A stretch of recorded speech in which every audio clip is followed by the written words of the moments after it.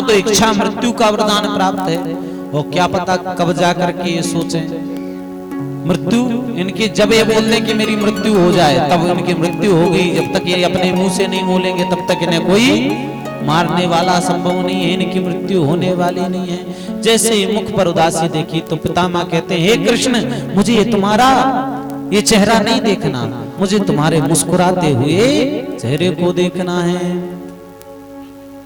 बोले इतना तो करना स्वामी जब प्राण तन से निकले। बोले हे सरकार, इतना करना जब मेरे प्राण तन से निकल रहे हो, गोविंद नाम मुख पर हो और आपकी छवि मेरे सामने हो। आज भगवान मुस्कुरा रहे हैं, आज उनका प्राणांत हो गया। आज बोले जब गोविंद आए नमो नमः हो गया, तत्पश्चात उनकी बोले एकादशी के दिन उनकी देह संस्कार किया गया। तत्पश्चात भगवान पुनः अपने धाम को लौट गए। आज भगवान अपने धाम को पुनः लौट गए।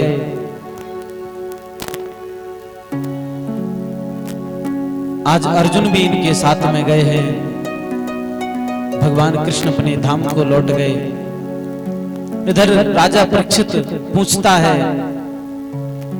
कि महाराज अच्छा एक बात बताइए, बोले जो ये सृष्टि है, ये सृष्टि कैसे रची, इस सृष्टि की उत्पत्ति कैसे हुई?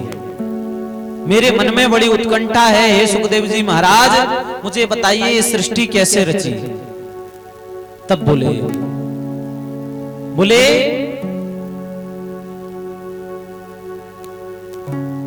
इस सृष्टि के बारे में लिखा है। बोले सबसे पहले भगवान नारायण के नाभि से कमल उत्पन्न हुआ, कमल से ब्रह्मा। जब ब्रह्मा प्रकट हुए तो महाराज ब्रह्मदेव कमल की डंडी के नीचे सहारे नीचे उतरे, सोचने लगे कि मेरा जन्म किसने किया है। अपने जन्मदाता को ढूंढने लगे। जब अपने जन्मदाता को ढूंढने लगे तब उन्हें कोई दिखाई नहीं दिया।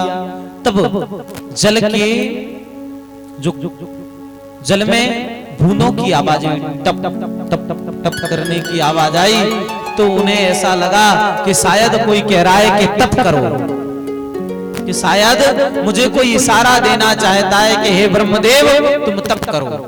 तब ब्रह्मा जी ने तप करना चालू कर दिया।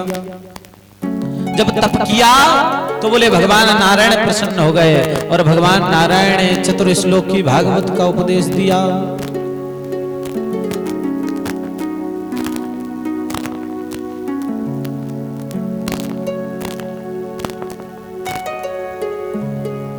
बोले चतुर्श्लोकी भागवत का उपदेश दिया।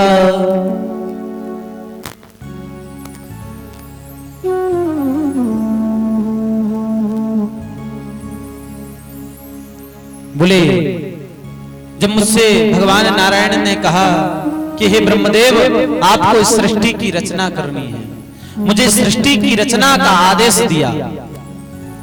अब मैं सृष्टि रचा तो बोले मेरे सबसे पहले बोले 4 ऋषियों की उत्पत्ति हुई। सनक सनंदन सनातन सनत कुमार। बोले चारों ऋषि जब उत्पन्न हुए, चारों ऋषियों की बोले आयु कितनी है? 5 वर्ष के। ये जीवन भर 5 ही वर्ष का जो बालक दिखता है इतने से जीवन भर रहे। इनसे बोले आप पुत्र आप सृष्टि की रचना करिए। बोले पिताजी हमारे बस की बात नहीं है सृष्टि मृष्टि रचना। बोले हम तो भजन करेंगे। अपने कमंडल को लेकर के माला लेकर कोई चले गए। अब क्या किया जाए? अब ब्रह्मदेव दुखी। फिर इनकी बोले भौं के मध्य से क्रोध उत्पन्न हुआ। 11 रुद्र बालकों का इनके वक्षस्थल से धर्म का प्रादुर्भाव हुआ। 11 रुद्र बालक पैदा हुए। तब उनसे कहा कि तुम सृष्टि रचो। तो उन्होंने सृष्टि रचना चालू कर दी। बोले भूत प्रेत पिशाचनी डाकनी भूतों को बनाना चालू कर दिया। तब ब्रह्मा देव ने रोक दिया, है भैया भूतों के लिए नहीं किया, मनुष्यों के लिए, रुक जाओ भैया आप। उन्हें रोक दिया कि तुम्हारी सृष्टि रोक दीजिए। अब इसके बाद अब ब्रह्मदेव थोड़े से दुखी हो गए, तो बोले महाराज बाएं भाग से शत्रुपा, दाएं भाग से मनु महाराज का प्रादुर्भाव हुआ। जब मनु महाराज और शत्रुपा का जन्म होता है, दोनों प्रकट हो गए, दोनों से कहा कि तुम सृष्टि रचिए। मनु शत्रुपा हाथ जोड़ करके कहती हैं, हे ब्रह्मदेव, हे ब्रह्मा जी, हे पितामह, हम सृष्टि तो जब रचें जब सृष्टि पे रहने के लिए कोई जगह हो, क्योंकि महाराज हम सृष्टि रचेंगे तो हमारे बच्चों के लिए। बोले जब हम सृष्टि रचेंगे तो सृष्टि में हमारे बच्चों के रहने के लिए कोई स्थान तो होना चाहिए, कोई जगह तो होना चाहिए। अब बोले जगह कहां से मिले? बोले पूरी पृथ्वी में तो जल ही जल है, अब कहां रहेंगे? सृष्टि तो जब रचेंगे। तब फिर दुखी हो गए। अब बोले पृथ्वी को कौन ले गया था? बोले पृथ्वी को हिरण्याकशु का भाई हिरण्याक्ष ले गया था। तब सुखदेव जी महाराज कहते हैं कि ये हिरण्याक्ष कौन था, कृपया करके विस्तार से बताइए। राजा परीक्षित कहते हैं सुखदेव जी महाराज से। तब सुखदेव जी कहते हैं कि हे राजन, जीवन में व्यक्ति को 4 कर्म नहीं करने चाहिए। बोले कौन कौन से? बोले एक बार की बात है, शाम का समय था, सायंकाल के समय। बोले एक बार कश्यप ऋषि की पत्नी दिति काम से वशीभूत होकर के कश्यप ऋषि के पास आई कि हे कश्यप ऋषि, मुझे संतान की चाहना है, मुझे संतान चाहिए। तब कश्यप ऋषि कहते हैं कि हे देवी, ये कौन सा समय है? सायंकाल का समय है, इस समय में संध्या वंदन का समय है, और शाम के समय ये सब नहीं करना चाहिए। संतान की उत्पत्ति की भावना शाम के समय नहीं लाना चाहिए, क्योंकि रुद्र गणों का इस समय पहरा रहता है। अगर हम रुद्र गणों का अपमान करेंगे तो हमारे यहाँ राक्षस बालकों की उत्पत्ति होगी। लेकिन महाराज नहीं माने। क्या कहते हैं कि बोले 4 कार्य शाम के समय नहीं करना चाहिए। बोले कौन कौन से? आहारम मैथुनम मृदा। बोले आहार, बोले भोजन नहीं करना चाहिए शाम के समय। जब गौवेला का समय हो, या तो थोड़ा 4 बजे खा लो, या फिर थोड़ा 6 या 7 बजे के करीब, मतलब पूरा दिन अस्त हो जाए 7 बजे के बाद खा लो। बीच के टाइम में नहीं खाना चाहिए। बोले अगर खाएंगे तो क्या होगा? बोले हमें नाना प्रकार की पेट के अंदर बीमारियां आएंगी। और बोले सोना भी नहीं चाहिए, सोएंगे तो भी हमारे नेत्र समस्या, ये चीजें आएंगी हमारे जीवन में, रोगी बने रहे हुए जीवन भर। और बोले क्या नहीं करना चाहिए? बोले अध्ययन, अर्थात इस समय पढ़ना भी नहीं चाहिए, इस समय पढ़ना भी नहीं चाहिए। बोले उस समय बोले तुम जो याद करोगे वो अपने आप आगे जाकर के भूल जाओगे, ये निश्चित है। और बोले कभी संतान की कामना नहीं करना चाहिए।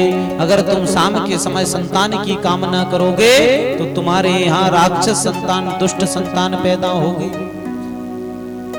बोले ये 4 चीजें शाम के समय नहीं करना चाहिए। आज इन्होंने नहीं, जब बात नहीं मानी दिति ने, तब कश्यप ऋषि कहते हैं जब काम से परिपूर्ण होकर के, जब काम से परिपूर्ण हो गई, तब दिति कहती है कि स्वामी मुझे क्षमा करना। तब कहते हैं कि आपने रुद्र गणों का अपमान किया है, तुम्हारे यहाँ दुष्ट संतान पैदा होंगी। आज बोले तुम्हारे यहाँ जो राक्षस संतान पैदा होंगी, आज चरणों में गिर पड़ी है। दुती कहती है कि हे सरकार, मुझसे बहुत बड़ी भूल हो गई, पर मेरी अपराध को क्षमा करें। तब कहते हैं कि मैं इससे तो नहीं बदल सकता, लेकिन मुझे इतना वरदान मैं तुम्हें दे सकता हूं कि तुम्हारे बालकों को स्वयं कृष्ण के हाथों, स्वयं नारायण के हाथों उद्धार होगा। बोले स्वयं भगवान नारायण तुम्हारा उद्धार करने के लिए आएंगे। तो बोले सबसे पहले दैत्य कौन है? बोले ये दैत्य कौन है?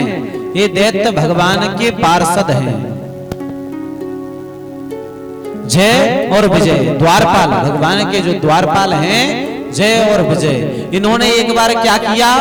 बोले इन्होंने एक बार सनत कुमारों की बोले अपमान किया। जो सनकादिक ऋषि चारों ऋषि 5 वर्ष की आयु वाले, बोले निर्वस्त्र होकर के रहने वाले चारों ऋषि छोटे छोटे से पहुंचे वैकुंठनाथ के दर्शन करने के लिए। जब वैकुंठनाथ के दर्शन करने के लिए पहुंचे तो इन द्वारपालों ने मना कर दिया। बोले आपके लिए कोई जगह नहीं है अंदर, आप छोटे छोटे बालक कहां जा रहे हो? इन्होंने बहुत प्रार्थना की लेकिन नहीं माने। तब इन्होंने क्रोध में आकर के श्राप दे दिया। इनका परिहास करने लगे, तब क्रोध में आकर के श्राप दे दिया कि जाओ दुष्टो, तुम भगवान के द्वारपाल होकर के अपने आप पर अभिमान करते हो, जाओ मैं तुम्हें श्राप देता हूं, तुम 3 जन्म में राक्षस बनोगे, 3 जन्म में दैत्य बनोगे। तो बोले सर्वप्रथम बोले हिरण्याक्ष हिरण्याकशिपु के रूप में इनका जन्म हुआ। फिर बोले रावण कुंभकर्ण, फिर द्वापर में आकर के शिशुपाल दंतवक्र। बोले अब इन दोनों का जब जन्म हुआ